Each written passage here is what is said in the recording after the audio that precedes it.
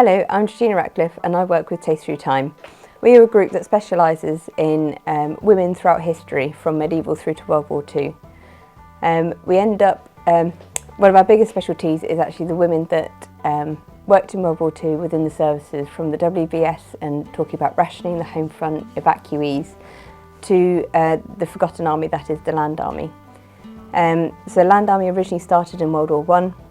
And got disbanded soon afterwards, but when they saw the war was again on the horizon, the Land Army was brought back into fold and was started to be brought up in about June 1939, just before World War II started.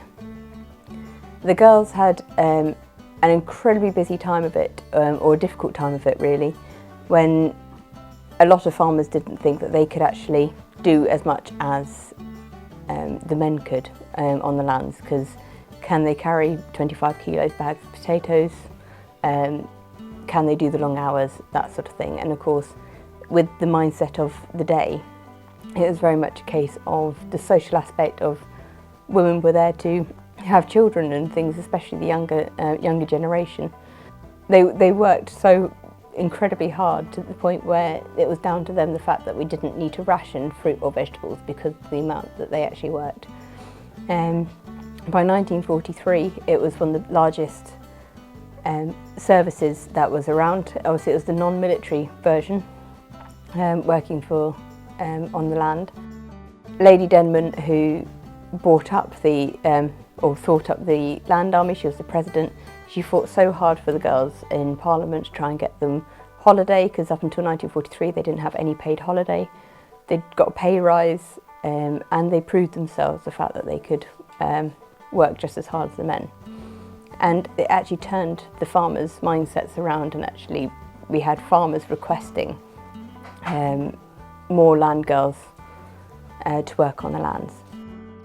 Was it Lady Denman was the one that set up, she offered out her stately home to be the HQ for the Land Army, and to the point where she actually told out the outbuildings and things turned into uniform warehouses and stores. She had her own, she turned her gardens into Dig for Victory gardens, so she had all the vegetables and things growing there. And she even started up a Land Girl magazine, which allowed the girls to be kept in contact. So you had some girls that were on their own, some girls that were with groups of other girls, and they ended up having this magazine so that everyone knew what everyone else was up to the point they even had sort of agony aunt columns and everything else. But all this was done from her stately home. So the whole point of this weekend that we've done is to show our respect really for the ladies that actually worked the land. They had so many wonderful stories to tell. So we've got Sheila Thornton's diaries here from the day that she started with the Land Army on the 6th of March 1943. And when you consider sort of 1/3 of land girls came from inner cities and they never even saw what a cow looked like, and they were thrown into 4 weeks worth of training where they got taught how to milk a cow, how to fix a tractor, how to look after pigs, how to use a threshing machine so they didn't lose their arm, and all this sort of thing. And even as war went on, they had even less and less training. They're more sort of learning on the field themselves. So sort of the research that I wanted to do, it's all well and good sort of reading things out of a book and hearing the occasional snippets from some of the wonderful veterans that I've met. It's just actually being able to feel it and feel the aches and pains that they've done, feel the trials and tribulations that they've been doing. So for example, today we were up at 5:30, our alarm went off. We got up, got dressed, we were out, we had a cup of tea and we went out to milk the cows at 6:30. And by about 9:30 we then went out to sort out the cows' beds after we finished milking. So we sort of scraped them down, put fresh straw out. So these cows here, these are bulls, and they're only about 3 days old at the moment, and it's the first time that they've actually been hand fed. So they've been taken from their mum at the moment, all weaned, and they've just been fed a little bit extra by us today. And then behind them is Mum, and she ended up having her calf about an hour ago, so whilst we were here, the little brown bull ended up escaping into the pregnancy, or the maternity ward, shall we say, and ended up feeding off Mum, which delayed her birthing a little bit. But yeah, about an hour later or so, she ended up giving birth to another little bull. A little wobbly pin. Come on, you can do it. There we go. Yay, well done. Look at you. Look at you. Oh, look. Hey, hello. Mum's properly cleaned her eyes, hasn't she? Welcome to it's going to something to drink. Go on, you can do it. Other end. We had breakfast, then we got all the tractors sorted, and we had to move the pigs from where we were about to plough. So we've had the pigs there to help with the nutrients of the soil, as well as to help churn it up and things ready for ploughing. And then once we moved the pigs, which was entertaining to say the least, as they all decided to go every which direction. Oh, come on you little bugger. How are we going to get you back out? Right, go on, go this way. Go on, it's open that way. Go on, shoo. Come on, this way, this way. Come on. We then obviously fed the baby piglets as well. So these ones are our little baby piggies. These are about 2 months old, and just keep your eye on Mum, because she can be a bit protective over the pigs. These ones, we don't know what we've got, whether we've got boys or girls, so that's one job that we're going to be doing this weekend, is finding out how many girls, how many boys we've got, and also weighing them to see how heavy they are, so that they can be weaned at some point. So they normally get weaned about 8 weeks, which is in about 2 weeks' time. But it depends on how much milk Mum has got. Okay. Yeah, so obviously this is, depending on the farm that you went to, obviously if you had your pig farming, it's quite different from a dairy farm. With this farm that we're working on today, it's quite nice to have like a wide range of animals. So you've got your pigs, you've got your cows, you've got your chicks. Hopefully to have horse soon.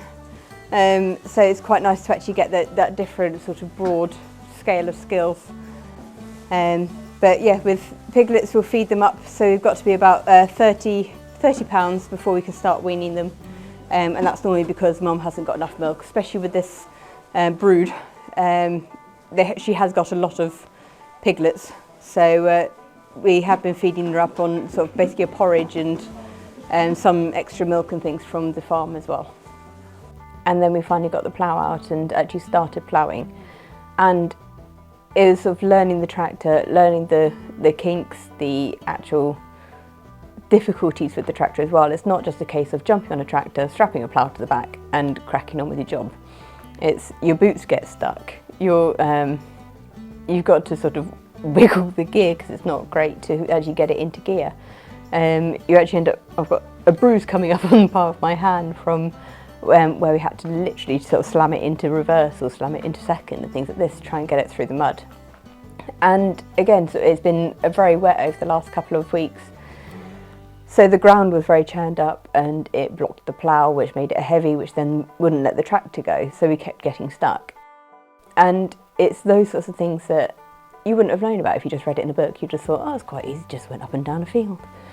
But actually learning all these kinks, sort of trying to get it out, working out how to move the tractor, how to reverse it, and how to try and jump start it and things like this, it has actually sort of shown us how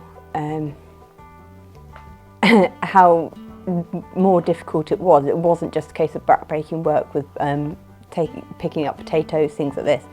It was all the other little bits to go with it. So I've been portraying a Langer now for about 8 years. So I'm 32 now, so since I was about 24. And it's quite an eye-opener when you actually see how I'm the age that the girls would have been. I'm probably getting to nearer the older age now, because the girls would have been sort of married off and having babies by about my age, really. But it's been a massive eye-opener to be able to do this experience working with the farmer, especially on a working farm as well. It's not just a case of ploughing up a field for the sake of it. It's actually doing it to plant potatoes. We've been milking cows for going into the shops and everything else. So it's actually it's been nice to work with a working farm and seeing how things have changed not necessarily that much really. Sort of, yes, you get more technology now, but back then you still had a lot of the technology that we had, but it just wasn't as sophisticated. So this has been a really good eye-opening experience, and we've got some meat to the bones. It's that experimental archaeology. It's like I said, it's all well and good reading it in a book and researching it, but until you actually feel the aches, feel the pains, feel the bruises, get tripped over by sheep and cows or pigs and all this sort of thing, you don't realise how dangerous a farm can be, especially sort of when you think about the girls that came from cities and they didn't know what a cow looked like, what they all of a sudden got dropped into. Obviously I've had 8 years of experience and knowledge and work and talking to people about it, but if you can imagine doing that from day dot when you didn't know what a cow looked like to all of a sudden having to reach in between its legs and milk it, and you then had to make sure that the cow was in a good mood for a start. But it's one of the things that is definitely a big eye-opener, and it's been really good fun, and if the farm will have me back, we might do it again.